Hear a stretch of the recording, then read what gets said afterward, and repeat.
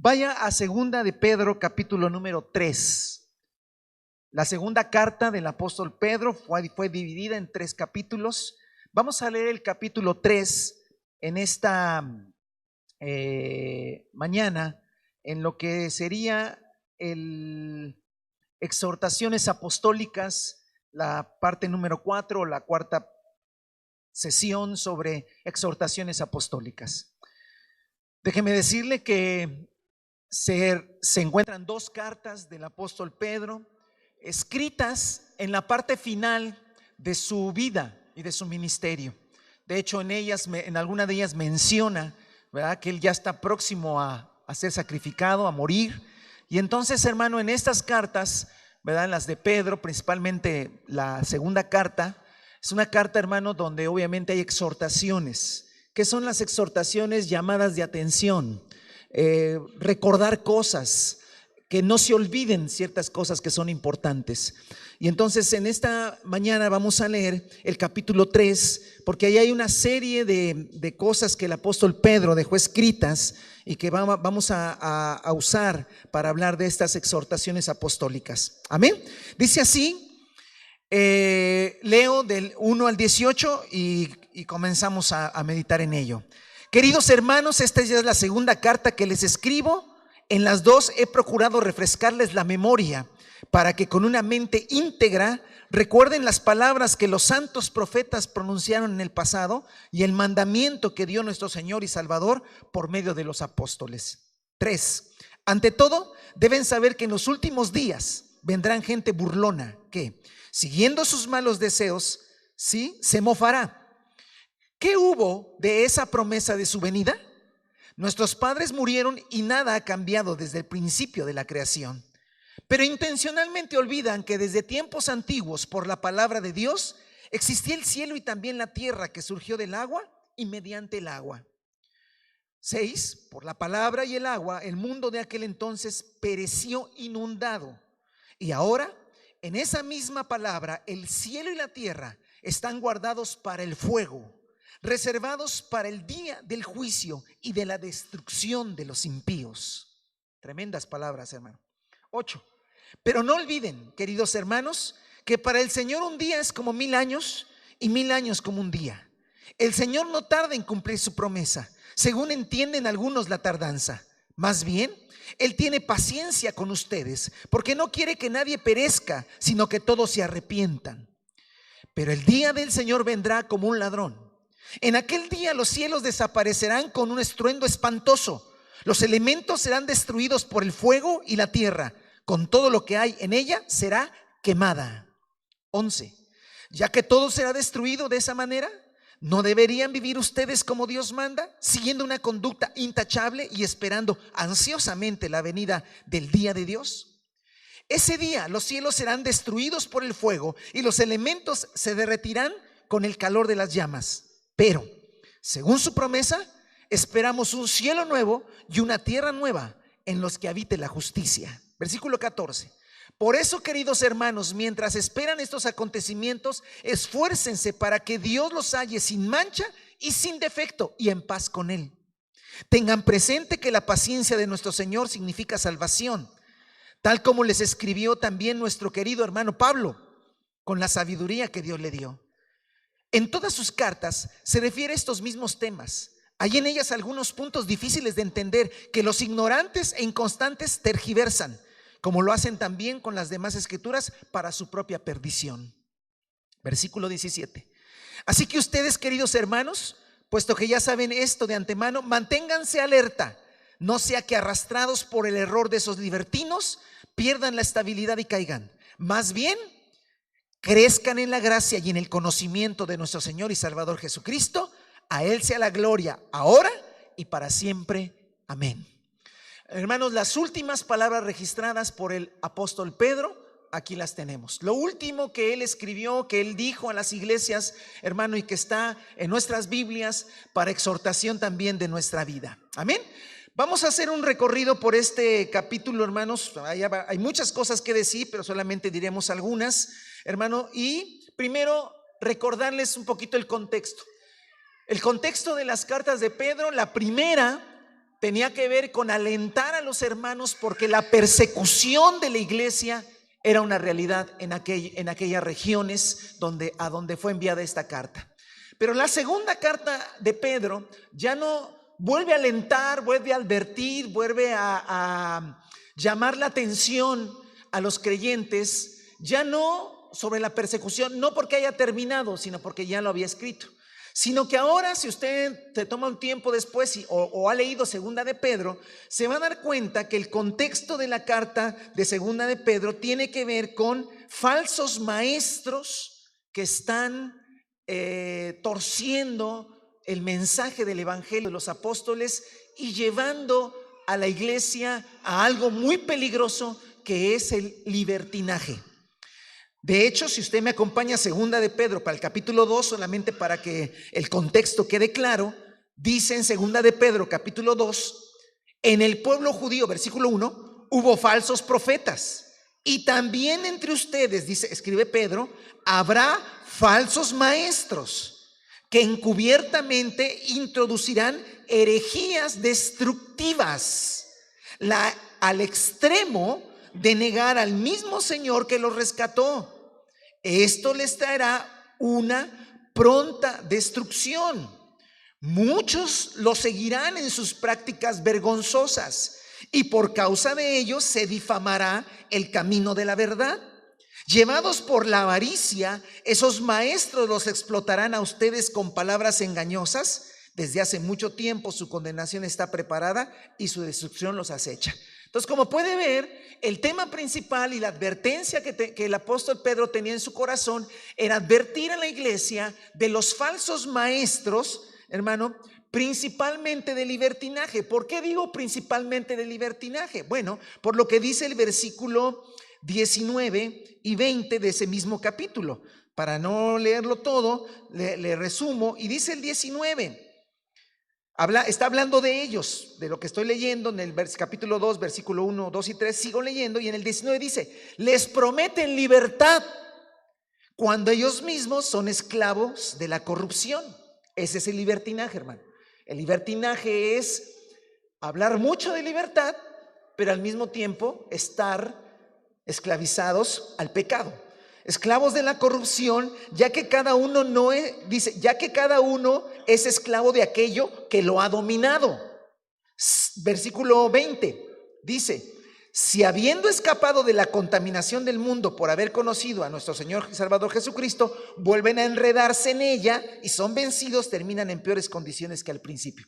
Entonces, el tema, hermano, del contexto de esta carta es el libertinaje, los falsos maestros, ¿verdad? Anunciando, hablando, como ya lo leímos en 1 de Pedro capítulo 3, torciendo las enseñanzas de Pablo, de hecho Pedro lo dice, y torciendo las enseñanzas también de Pedro y de los apóstoles. Entonces, el libertinaje es torcer la escritura para hacer que la gente crea que podemos vivir en el pecado y no pasa nada, porque la gracia del Señor abarca todo eso. Y ya lo decía Pablo en Romanos capítulo 6, versículo 1, ¿perseveraremos en el pecado para que la gracia abunde? De ninguna manera, porque los que hemos muerto al pecado, ¿cómo viviremos aún en él? Pero esta enseñanza de la gracia de Dios, esta enseñanza, hermano, del evangelio de la gracia, era torcido por estos falsos maestros que se metían encubiertamente en las iglesias y empezaban a enseñar que no importaba lo que tú hicieras, que de todos modos la gracia del Señor alcanzaba y abarcaba el perdón de todos tus pecados, y que de alguna manera el vivir limitados, el vivir no teniendo esa libertad que, entre comillas, de la que ellos hablaban, era no creer en el Señor, no vivir en abundancia el evangelio. Entonces, este era un problema que había en aquellas congregaciones, por lo cual el apóstol Pedro escribe esta segunda carta a la iglesia, segunda de Pedro, que ya resumí casi el capítulo 2, y por eso el capítulo 3 comienza diciendo: queridos hermanos, esta ya es la segunda carta que les escribo. En las dos he procurado refrescarles la memoria para que con una mente íntegra recuerden las palabras de los santos profetas y mandamiento de nuestro Señor Jesucristo. Y empieza a hablar, hermano, de algo bien fuerte, que el día del Señor. El día del Señor. El día, hermano, donde todo lo que vemos será consumido por el fuego. Pedro recuerda que ya hubo una destrucción de la raza humana después de Adán, y fue en los tiempos de Noé. Casi, porque solamente sobrevivieron 8 personas. Ya hubo un cataclismo en la tierra, pero esa vez el elemento que usó Dios para castigar a los impíos, a esa generación impía que solamente se levantaba de sus camas para estar pensando qué mal hacer, qué pecado hacer, fue borrado de la faz de la tierra por medio del agua. Y el apóstol Pedro comienza a hablar, hermano, acerca de que hay un día, hay un momento, hay un tiempo señalado en la Escritura desde el Antiguo Testamento. Por eso el apóstol Pedro dice: quiero refrescarles la memoria para que recuerden las palabras de los santos profetas. Porque, hermano, el Antiguo Testamento, el Antiguo Pacto, más bien el Antiguo Testamento, los profetas del Antiguo Testamento hablaron mucho del día del Señor, de ese día espantoso, de ese día terrible. Y entonces el apóstol Pedro trae esa enseñanza y la pone en su carta en el capítulo 3 y dice: recuerden esto, ¿sí? Y recuerden el mandamiento de Jesús. Entonces junta las dos cosas, junta lo que los profetas hablaron del día del Señor y junta lo que el Señor dijo. ¿Y qué dijo el Señor? Que tendríamos que esperarlo con la actitud correcta. Amén. Entonces de eso va a hablar el apóstol Pedro. El día del Señor, según lo que dicen los profetas del Antiguo Testamento y lo que Pedro vuelve a decir, el elemento que usará Dios para destruir ya no solo, hermano, la raza humana y los impíos en juicio y todo eso, sino aún la misma creación, será el fuego. Será el fuego. Oye, hermano, ¿y cómo será eso? ¿Quién sabe? Es muy complicado. La Biblia te dice algunas cosas, ubicar exactamente es muy difícil. Hay gente que se mete a eso y le encuentra algunas cositas, pues, amén, pero es muy complicado. Pero lo cierto, hermano, es que el fuego destruirá no solamente, hermano, las cosas de la tierra y el cielo, porque habrá un nueva tierra y nuevo cielo. Por eso todo lo que vemos, lo veíamos la vez pasada, es pasajero, porque lo que no se ve es lo eterno. Y esta enseñanza, hermano, que desde que yo me convertí, yo sé que usted se convirtió, ¿verdad? Nos hablan de esto, nos hablan del regreso de Jesús y del día de juicio, del día del Señor, de la ira que vendrá. Nos hablan de eso, ¿verdad? Ya pasaron 30 años en mi caso y decir, bueno, pero en 30 años y no ha pasado nada. Bueno, hermano, la Escritura misma nos enseña que para el Señor un día son como 1000 años y 1000 años es como un día. Es decir, que como nosotros medimos el tiempo, es muy relativo respecto a los propósitos y planes de Dios. ¿Sale? Entonces, si fuéramos así muy escatológicos de cuestiones proféticas y todo eso, diríamos, hermano, que si un día, 1000 años es como un día para el Señor, pues solamente han pasado 2 días, ¿no? 2000 años. Entonces, cuando empezamos a hablar de esto, ojo, présteme atención en esta parte, que es importante, hermano. Yo sé que muchos se convirtieron, yo también me convertí hace 30 años, en un contexto, hermanos, de que te hablaban de esto y la verdad te espantaban. Y más si el predicador le metía un poquito de ganas, ¿verdad? Y te decía cosas como las que: ¿y si el Señor viniera hoy? ¿Estarás preparado? Con una duda, que si yo tenía dudas, Él me aumentaba mi duda, ¿no? Y yo me iba así a mi casa diciendo: no, Señor Dios Todopoderoso, perdóname de todos los pecados pasados, presentes, futuros y los que se me vayan a ocurrir. O sea, por favor, Señor, ten misericordia, de verdad, Señor, yo sé que no soy perfecto, pero hay peores que yo, no sé, Señor. Hay cosas que decíamos. Y entonces el predicador, los predicadores, ¿verdad?, tomamos esta porción, hermano, para que de algún modo, dicen por ahí, en términos muy coloquiales, meterles calambre a la congregación, ¿no? Para que, o sea, tranquilos, no se ande pasando de listo, porque aguas con esto, ¿no? Y hermano, cuando tú lees esta carta de Pedro, segunda de Pedro, capítulo 3, como lo leí hace un rato, todo de corrido, te das cuenta de algo. Está mal ese enfoque. Está mal el enfoque de querer espantar a los hermanos y meterles dudas. Porque esa no es la idea, hermano. Tan herejía es el libertinaje como herejía es el legalismo. Ese legalismo, hermano, terrible, que te mete dudas todo el tiempo. Si de verdad Cristo viniera ahora, te irías con Él. Ese legalismo tan terrible de que no estamos cumpliendo todo lo que el Señor quiere, y por lo tanto, quién sabe si hoy viniera Cristo, quién sabe si de verdad podríamos escapar de la ira del Señor.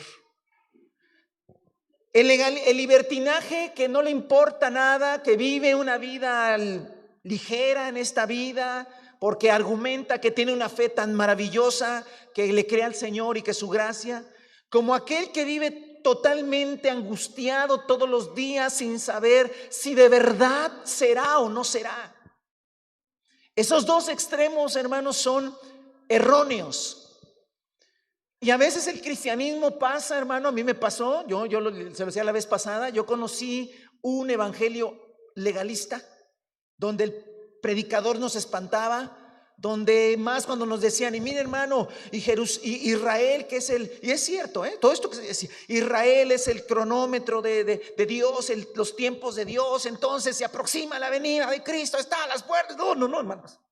O sea, sí, yo quiero que Cristo venga, pero como a mí me hacen dudar de mi salvación, pues ya no sé si quiero que venga o no quiero que no venga. ¿Sí me está entendiendo? Y es normal, ¿verdad? Y seamos sinceros, hermano, porque después el predicador decía, ¿cuántos quieren que Cristo venga? Y todos, amén. O sea, tengo que decir amén, porque si no el de junto va a decir que no quieres que Cristo venga. Pero después que el predicador se comenzaba a decir todas las cosas en las que no cumplíamos los mandamientos del Señor, pues yo al final no quería que viniera. Y entonces era un conflicto, hermano, en mi cabeza. No sé si alguno pasó eso. Y no sé si ahorita en ese momento yo le digo, hermano, rumores y rumores, guerras y rumores de guerras. Ahora ya tenemos otro rumor ahí, hermano. Señal de los tiempos finales. Ay, tiempos finales, hermano. Es que esa palabra, estamos en los tiempos finales. No sé si siento gozo, alegría, es que no sé qué sentir. Porque hay una mezcla, hermano, de legalismo, libertinaje. Pero, hermano, por eso no lea solo versículos de la Escritura, lea pasajes completos, cartas completas. Biblia completa. Los que no terminaron la Biblia en un año, o no terminamos, porque yo no terminé la Biblia en un año, hermano, sígale. Tal vez en 2 años la terminemos. ¿Y cuál sería el problema? Y si no en 3, pero termínenla. Y algunos terminaron de leer su Biblia en un año, perfecto. Denle otra vuelta. Y los que no, sigamos. ¿Va? Sigamos. Nada más le borra a usted enero, febrero y le pone 2020 y ya. Solucionado como es. No, es que ni la Biblia leí en un año. ¿Me entiende? Ahí está. El otro lado. ¿Para qué leerla? ¿Para qué te preocupas? ¿Para qué lees la Biblia? Ya, no importa. No seas legalista. Tenemos un extremo, tenemos el otro. Pero quiero que me acompañe a cuál era el enfoque de los apóstoles del primer siglo. Y esto está, hermano, en los primeros versículos. Hay una palabrita ahí que pasa inadvertida, una frase, pero que tiene un mundo de revelación ahí, hermano. Queridos hermanos, esta es ya la segunda carta. Estoy en el versículo 1 del capítulo 3 de Segunda de Pedro, por los que no sepan dónde estamos. Segunda de Pedro, capítulo 3, versículo 1. Queridos hermanos, esta es la segunda carta que les escribo. En las dos, en la primera y en esta, he procurado refrescarles la memoria. La Reina Valera dice despertar con exhortación, es lo que dice. Refrescarles la memoria, ¿para qué? Y viene como una aclaración. Con una mente íntegra. Recuerden, a ver, quiero que me ponga atención en esta parte. Dice, bla, bla, bla, bla, bla, bla, hermanos, he procurado exhortarlos, los quiero exhortar, les quiero refrescar la memoria, les quiero recordar cosas, pero, paréntesis, necesitan una mente íntegra. Si yo no tengo una mente íntegra, otra versión, hermano, dice una mente limpia, lo más seguro es que la exhortación te condene. Y Dios no te quiere condenar, te quiere exhortar. Cuando no tenemos una mente limpia, cuando no tenemos una mente íntegra, la exhortación me condena. Termino de leer que viene el día del Señor como ladrón en la noche y yo me levanto de leer mi Biblia o salgo de la reunión arrastrando los pies porque no estoy seguro de mi salvación. ¿Y por qué me pasó eso? Porque no tengo una mente limpia, íntegra, renovada. Se necesita una mente limpia, una mente renovada para que la exhortación te edifique. A ver, ¿qué es lo que quiere Dios, hermano? Lo que quiere el Señor, que el Espíritu Santo, es que a través de, ¿qué pretendía Pedro y el Espíritu Santo en la vida de Pedro? Escribir una carta para que todos los hermanos que recibían esa carta, todos acabaran apachurrados, dudosos, inseguros. Por supuesto que no. Querían que cuando terminaran de leer esa carta, sí, cierto, fueran redarguidos por el Espíritu Santo, pero se levantaran fuertes, fortalecidos, decididos, comprometidos, con una convicción fuerte de seguir adelante en el Señor. Pero para eso no es un asunto solamente de lo que dice el Señor, sino de mi mente. Si yo tengo una mente, hermano, no íntegra, como lo dice la Nueva Versión Internacional, o una mente limpia, como lo dice la Reina Valera y otras versiones, un entendimiento limpio, entonces lo más seguro es que la exhortación del día del Señor, de que el Señor viene como ladrón en la noche, bla, bla, bla, todo eso, que todo será consumido, que todo será quemado, que será una cosa terrible, que será una cosa pavorosa, hermano, una cosa inimaginable en nuestras mentes lo que sucederá. Eso, en lugar de alentarme y decir, no, yo sigo al Señor, pase lo que pase en esta vida, no, yo seguiré caminando en el Señor, fortalecido por su Espíritu Santo, y no voy a flaquear en ningún momento. No sucede eso. Me voy dudoso, quién sabe, a lo mejor temeroso, pero no en el temor de Jehová, sino en la duda y en la falta de fe. Y entonces esta exhortación no te edificó, pero no te edificó no porque la exhortación no fuera de Dios, no te edificó porque tu mente no está limpia. Amén. ¿Qué es una mente limpia? ¿Qué es una mente íntegra? Déjame te lo explico con Tito capítulo 1. Para más fácil. Tito capítulo 1, versículo 14 y 15. Amén. Tito capítulo 1, versículo 14. ¿Ya lo tiene? Es importante, muy importante. Porque también puedes escuchar esta exhortación con una mente de libertinaje. No ande espantando usted a nadie, hermano, tranquilo, o sea, somos del Señor, lo seremos, no pase lo que pase, no pasa nada, hombre. Sí, que este fin de año ahí nos desbordamos en cosas, pero bueno, ya pasa. La gracia. ¿Me entiende?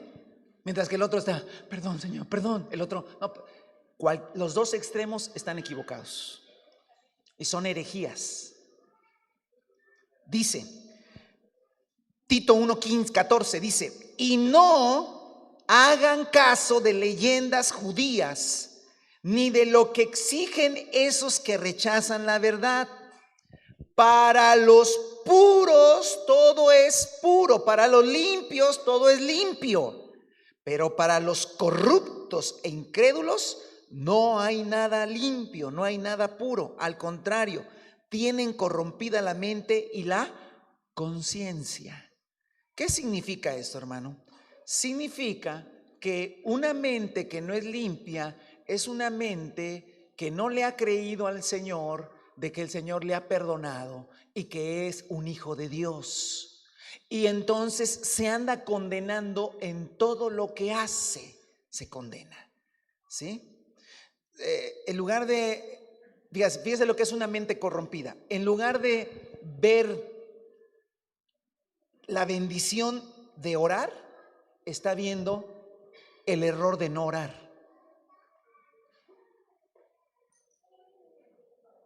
No sé si usted lo enfoca de esa manera. O sea, en lugar de disfrutar la bendición de poder orar a Dios, de poder orar al Señor, no, se está condenando porque no oró lo suficiente. Esa es una mente. Ahora, escúcheme, el libertinaje es, ¿para qué orar? Hermano, el que tiene una mente limpia disfruta las cosas de Dios, disfruta cantar, disfruta orar, disfruta leer la palabra, no se condena, es un hijo de Dios que sabe que todas esas cosas le pertenecen, que ya no se condena, hermano, como por las leyes judaicas, sino que es libre de todo eso, hermano, y tiene una mente como un hijo, se sabe hijo de Dios. Esa es una mente limpia, una mente renovada, una mente que sabe, ¿verdad?, que el Señor le ha santificado, que no está todos los días pensando si es salvo o no es salvo, si califica para ser hijo de Dios o no es hijo de Dios. Una mente limpia, hermanos, una mente renovada, una mente que se sabe hijo de Dios todos los días por su gracia infinita y maravillosa. Entonces, mientras que la mente legalista se corrompe, se condena, se autoflagela y se castiga, la mente liberal, libertina, hace cosas que no le agradan al Señor, ¿verdad?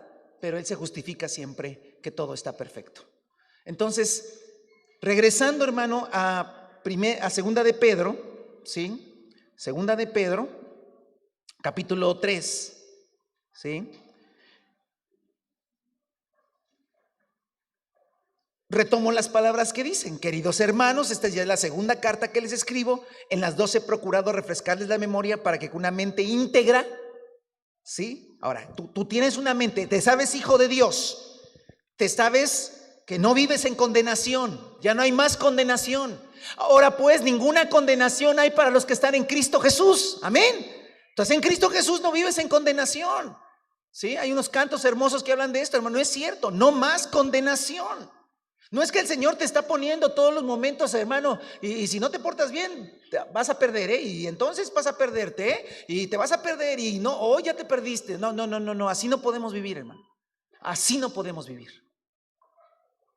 Porque eso se llama condenación. Y la condenación no es de Dios. Yo no puedo vivir en condenación. Yo debo vivir, hermano, en salvación. Yo debo vivir en saberme perdonado por Dios. Amén. Entonces, Pedro especifica: esta es la segunda carta que les escribo. Les quiero refrescar la memoria, quiero que recuerden cosas, pero hace un paréntesis: pero que usen su mente limpia, porque si no se van a condenar, y no quiero condenarlos. Quiero animarlos, exhortarlos, como con una unción apostólica. Amén.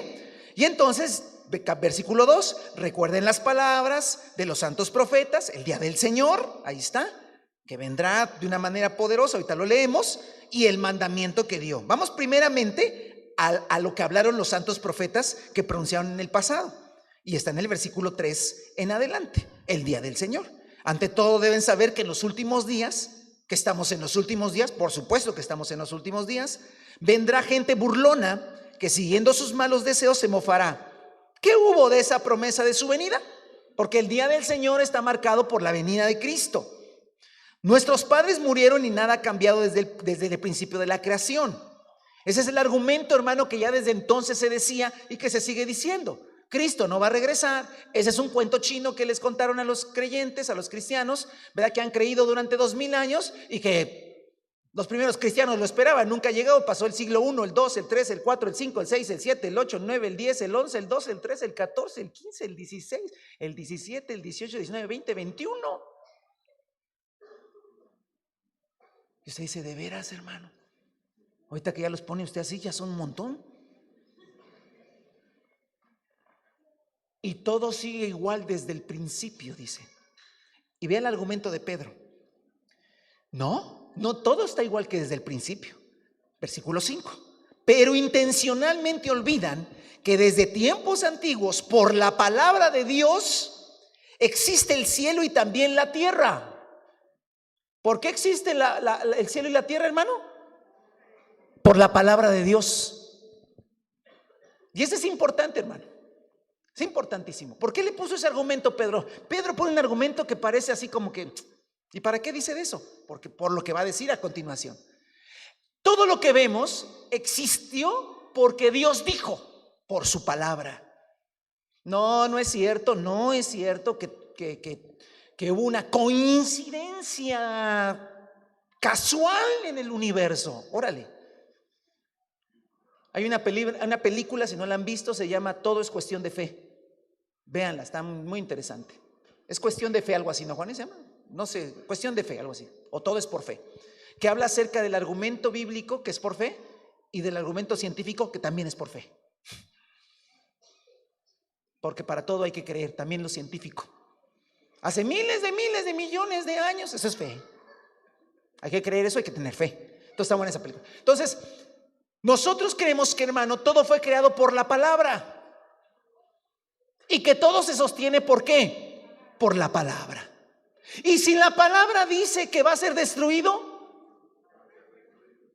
si la palabra, cuando Dios dijo se creó, cuando Dios diga que se destruya, se destruye. Por favor, no contamine este mundo, pero por más que lo cuiden los ecologistas, va a terminar. Y eso no estoy diciendo que ensucie el mundo, no lo ensucie. Pero va a terminar esto, hermano. ¿Por qué va a terminar? Por la palabra de Dios. Sigo leyendo. Esto ya estaba hablado desde el principio.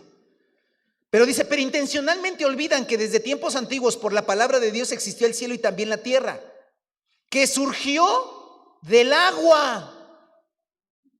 Hermanos, la vida terrestre surgió ¿de dónde? Del agua. Porque todo estaba y después se separó. No me quiero detener ahí, le sigo porque si no ya es otro tema. Pero dice, intencionalmente han olvidado algo. 6. Por la palabra y el agua, el mundo de aquel entonces pereció. Está hablando de Génesis capítulo 6, diluvio. ¿Por qué pereció? Por la palabra de Dios y el agua. Y ahora, versículo 7. Por esa misma palabra, ¿cuál? La palabra que sale de la boca de Dios. El cielo y la tierra serán guardados para el fuego, reservados para el día del juicio y de la destrucción de los impíos. Hermano, si usted no tiene si usted no es creyente, entonces sí preocúpese. Pero si usted es un verdadero creyente, hijo de Dios, nacido de nuevo, no es para usted esto. Amén. No es para usted. No es para que usted diga, Dios nos guarde. Dios ya nos guardó y nos seguirá guardando en Cristo Jesús. Amén.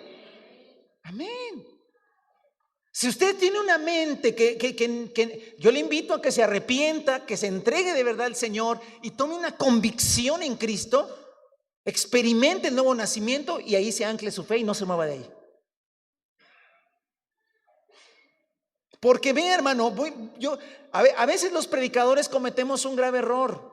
Tomamos las palabras de los apóstoles y compartimos y le damos un énfasis que ellos no le dieron. Es mejor leer y decir lo que ellos dijeron. Porque vamos a llegar, o sea, el tema no era explicarnos el día del Señor. El tema es una exhortación. Pedro quiere hacer una exhortación, pero vamos a llegar a ver qué exhortación hizo. Si fue una exhortación de condenación o fue una exhortación de otro tipo. Eso es lo importante. Entonces no me quiero detener en esto, hermano. Versículo 8. Pero no olviden, queridos hermanos, que para el Señor un día es como 1000 años y 1000 años como un día. Así es que, hermanos, no ha pasado tanto tiempo según Dios. El Señor no tarda en cumplir su promesa, según entienden algunos la tardanza. Más bien Él tiene paciencia con ustedes, porque no quiere que nadie perezca, sino que todos se arrepientan. Un detalle, hermanos. Yo sé que usted ha leído la Biblia. En Mateo 24 y Mateo 25, que no lo vamos a leer ahora, hay varias parábolas que hablan acerca del regreso de Cristo. Una de ellas, la parábola de las vírgenes, ¿sí? La del siervo negligente, etcétera, etcétera. Pregunta, hermano, en esas parábolas donde obviamente se habla de un señor que regresa, el novio que viene, pregunta, ¿iba a ser rápido o iba a tardar? En las parábolas, ¿iba a venir pronto o iba a tardar? Los que han leído, iba a tardar, siempre dijo que iba a tardar. Y tardando el novio, las doncellas, y tardando el Señor en venir, el siervo dijo.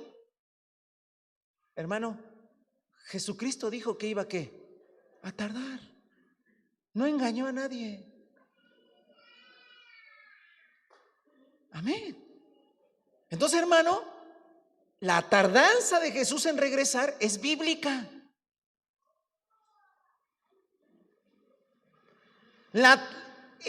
Que Jesús no haya regresado tan pronto como nosotros lo podríamos cronometrar por nuestra existencia humana, en realidad Jesús dijo que iba a tardar. El hecho de que tardara Jesús en regresar no quiere decir que nunca iba a regresar. Dijo que sí regresaría, pero que iba a haber una tardanza, un tiempo que se iba a tardar. Quizás para nosotros digamos ya tardó demasiado. Eso sí, ya queda en la voluntad de Dios. Pero según lo que dice Pedro, pues hermanos, para el Señor no es tanta la tardanza. Pero lo cierto, hermano, es que el Señor regresará. Ok. Vuelvo otra vez al punto de la mente limpia y la mente no limpia. Si no tengo mi mente limpia, entonces yo no puedo ansiar, yo no puedo desear que Cristo venga. ¿Por qué? Porque no estoy seguro si saldré librado de esta. Pero eso no quiere el Señor. Quiere que tengamos una mente limpia, una mente con la fe en el Señor, con el entendimiento de que por su infinita gracia somos hijos de Dios. Dice, pero el día del Señor, versículo 10, pero el día del Señor vendrá como un ladrón. El día del Señor vendrá como ¿qué? Como un ladrón. Y ya sabemos que los ladrones, los buenos, porque los maletas los agarran, pero los buenos, hermano, son los que llegan cuando nadie ¿qué? Se lo espera. Entonces, Jesús vendrá, el día del Señor vendrá, hermano, y vuelve a repetirse lo que ya dijo el Señor Jesús, lo que ya dijo Pablo, y ahora lo dice Pedro, que ese día vendrá como un ladrón, es decir, sorprenderá al mundo ese día. el mundo no estará preparado para ese terrible acontecimiento, terrible día, terrible época del día del Señor. Amén. Dice, en aquel día los cielos desaparecerán como un estruendo espantoso. Hermano, si el 6.5 de ayer espantó a algunos, hermano, no. Y si el 8.2 son espantosos, hermano, el haber sentido temblores es espantoso, hermano. Esto que narra la Biblia, esto que pasa hoy, hermano, es principio de dolores. Simplemente, hermano, es un aviso de lo espantoso que será ese tiempo. Yo sé que esto, hermanos, ya no se predica mucho. ¿Por qué, hermano? Porque de tanto predicarlo se le hizo callo a la iglesia. Predicarlo mal, con mal enfoque. Yo no lo quiero espantar esta mañana, hermano. No se espante. Somos hijos de Dios. Levánteme su mano, somos hijos de Dios. Esto no es para usted. Amén. Los elementos serán destruidos por el fuego y la tierra, con todo lo que hay en ella, será quemada. Fuego. Y ahora viene la exhortación. ¿Y estás preparado? No dice eso. No dice estás preparado. No dice, ¿y de veras crees que irás? No dice eso. Pedro no dice eso. Pedro dice, ya que todo será destruido de esa manera, ojo, vea la exhortación. ¿No deberían vivir ustedes como Dios manda, siguiendo una conducta intachable y esperando ansiosamente la venida del día del Señor? No me metió condenación, no me hizo dudar de mi fe. Me dijo, mira, como eso no es para ti y todo lo que ves será destruido, tú sabes que todo será destruido y que todo lo que el mundo pone su confianza, todo será destruido, que vendrá un cielo nuevo y una tierra nueva y hay eternidad. Oye, con ese entendimiento y con el perdón de Dios en tu vida, sabiendo, hermano, que caerán a tu lado 1000 y 10,000 a tu diestra, mas a ti no llegará por la gracia y misericordia de Dios. Pedro se hace una pregunta: ¿no deberíamos vivir como Dios manda? ¿No deberíamos vivir de una manera intachable? Amén. Yo estoy de acuerdo con Pedro. Yo creo que deberíamos vivir así. ¿Por qué debemos vivir así? ¿Para salvarnos? No debemos vivir para salvarnos. Debemos vivir así porque ya nos salvó el Señor.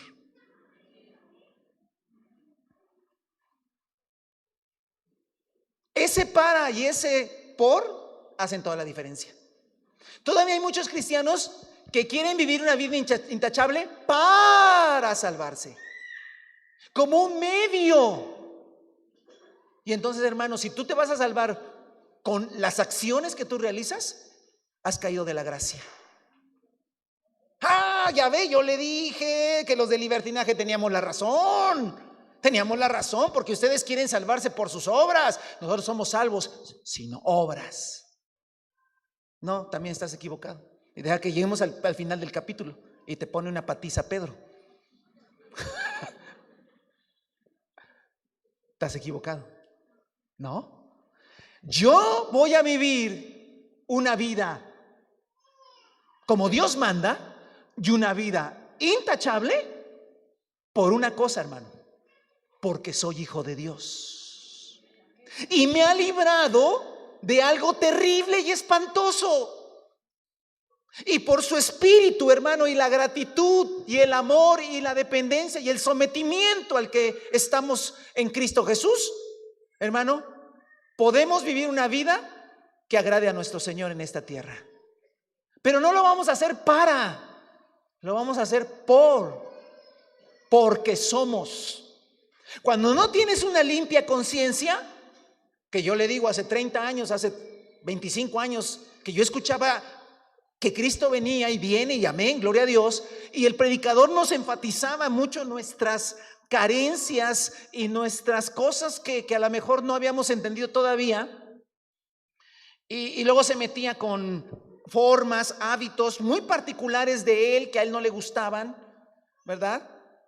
Y condenaba a todos, ¿verdad? Porque hace 30 años, todos los que andan con su barbita ahorita, no hombre, se habían puesto una pela desde el púlpito. Sí, no era bien visto tener una barba y un bigotote y una barbota así toda. No, ahora es la moda, pero antes no. Pero todas esas cosas que eran simplemente apreciaciones hacían que se condenara a la gente, y la gente salía. ¿Qué tal estuvo la predicación hoy? Estuvo tremenda. Es que sí nos hablaron de que Cristo viene, señales hay, ya Israel está en guerra, ya viene la guerra, ya viene el Señor, y ya verdad. Luego te ponían como Trueno Distante, ¿no? La película, que es una película de hace 30 años, si alguno no la ha visto, adelante hermano, está como para que te arrepientas otra vez. Que así va a ser. Pero ya sabe, hermano, yo siempre digo, en las películas del rapto siempre el pastor se queda, son re mala onda. Yo digo, Señor, ¿por qué nunca se va un pastor? Digo, ya. Imagínense que yo tuviera una conciencia no limpia. No, pues yo estaría diciendo, Señor, soy pastor. A ver, no estoy diciendo que no haya falsos pastores, por favor, ni falsos maestros, ni falsos apóstoles, ni falsos profetas, ni falsos hermanos. Por supuesto que los hay. Yo no estoy hablando que no exista eso, existe y existirá. Pero estoy hablando, hermano, de la condenación. Pero vean que el apóstol Pedro no condena a nadie. Dice, vamos, si entendemos esto, si sabemos en qué va a terminar esta historia, si sabemos lo que somos en Cristo Jesús, ¿no deberían vivir como Dios manda, siguiendo una conducta intachable y esperando ansiosamente la venida del día de Dios? Sí. Y entonces, hermano, esto nos debe alentar, no nos debe condenar, sino nos debe alentar. Los muchachos deben decir, sí, claro, los varones, las mujeres, claro, vamos a vivir una vida como Dios manda. ¿Por qué? Porque hemos escapado de la ira de Dios y somos sus hijos. Y entonces nosotros vamos a vivir como Dios manda. ¿Cuántos alaban el nombre del Señor?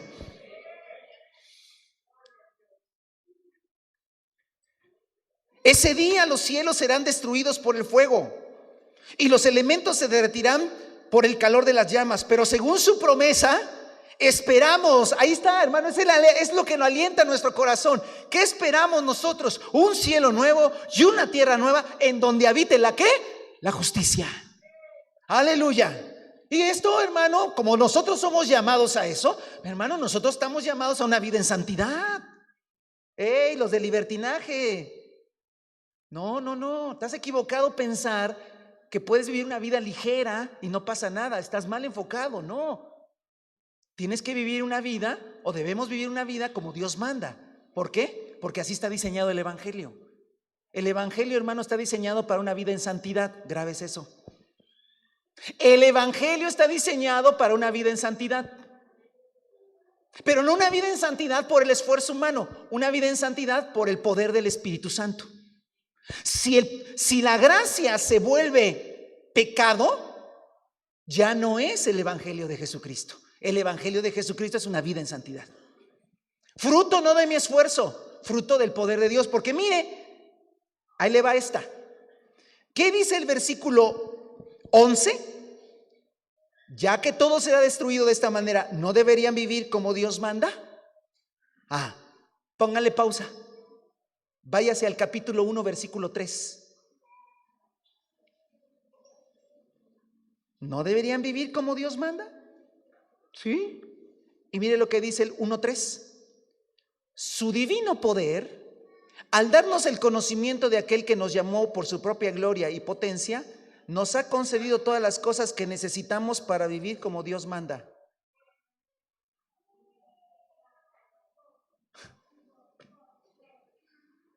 Ahí está, la misma carta.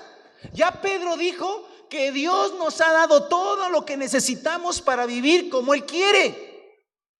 Y ahora nos dice, en la parte final de su carta, dice, como viene el día del Señor, como viene algo tremendo, poderoso, y nosotros estamos esperando otra cosa, cielo nuevo, tierra nueva, donde habite la justicia, dice el Señor, ¿no deberían vivir como Dios manda? Sí. ¿Por qué puedes vivir como Dios manda? Porque Él ya te dio todo lo que necesitas para vivir como Dios manda. Nada más es una cuestión de actitud. Pero ¿sabe qué? Los maestros del libertinaje nos quieren llevar engañados al pecado. Por eso si avanzamos, si regresa usted al capítulo 3, y voy terminando, en la parte final, ya el apóstol Pedro le ha dejado claro que el legalismo no es su objetivo. No es el legalismo, no es la condenación, es el animarnos a vivir una vida como Dios manda, con el esfuerzo no humano, sino del Espíritu Santo, pero sí con una actitud. Amén. 14. Por eso, queridos hermanos, mientras esperan estos acontecimientos,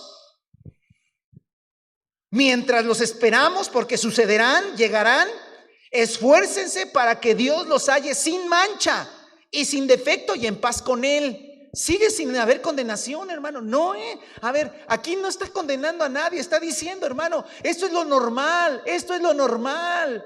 Ya que nos damos cuenta que sucederán esas cosas y que pasarán cosas terribles, lo que mejor, hermano, nos debe pasar a nosotros es que tengamos una actitud para que el poder del Espíritu Santo y su palabra nos ayuden a vivir sin mancha y sin defecto y en paz con el Señor.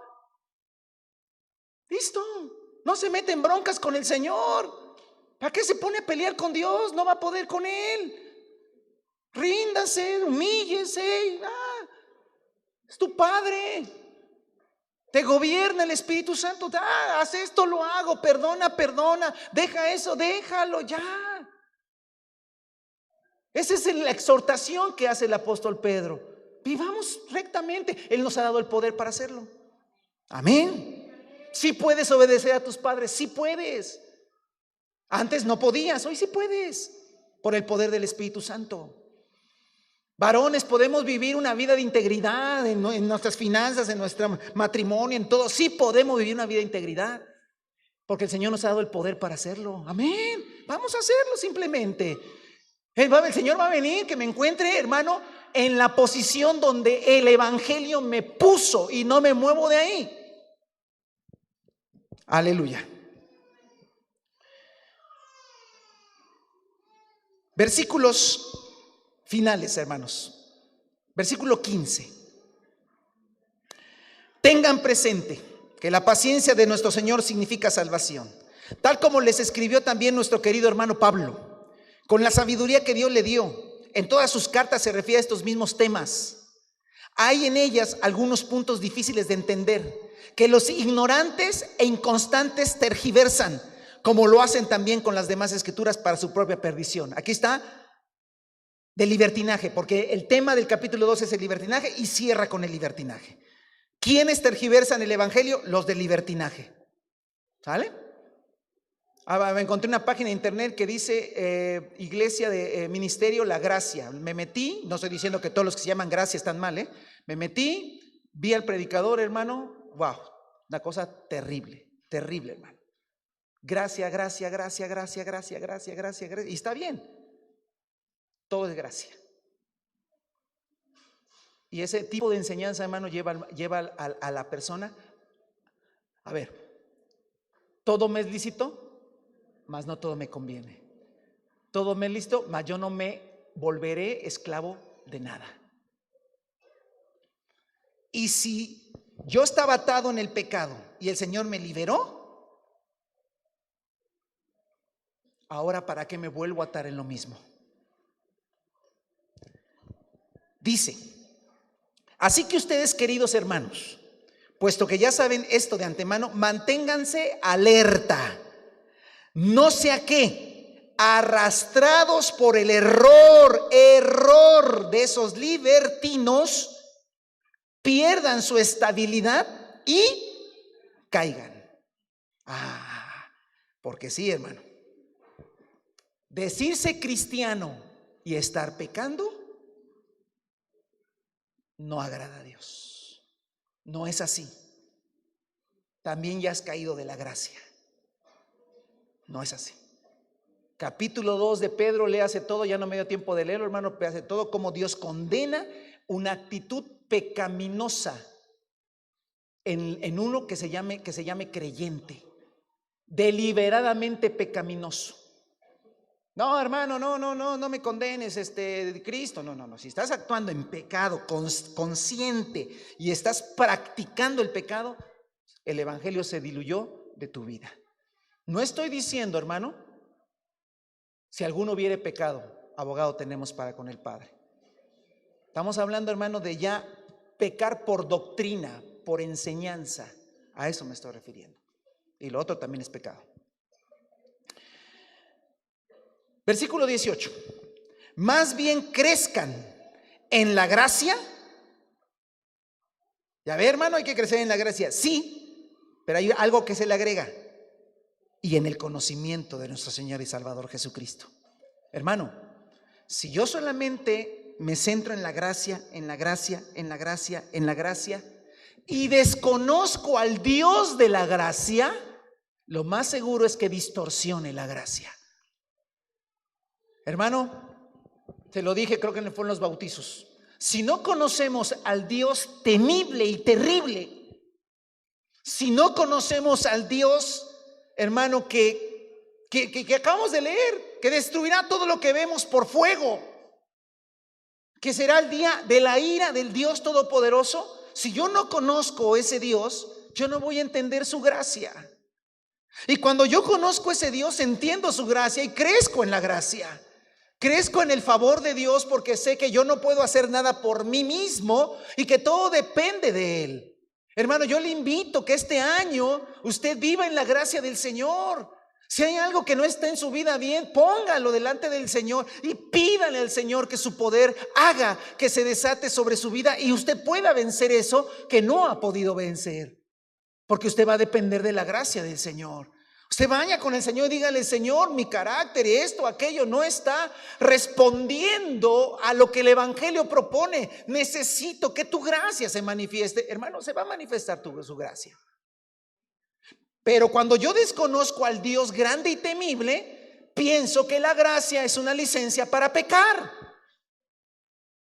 Que me dieron una licencia para andar en la vida como se me pegue la gana, haciendo y diciendo cualquier tontería, porque tengo una licencia que dice permiso para pecar en esta vida. Y esa idea de permiso para pecar es no conocer a Dios, porque Dios aborrece el pecado. ¿Y quiere que le diga una cosa? También aborrece al pecador. Eso dice Salmos.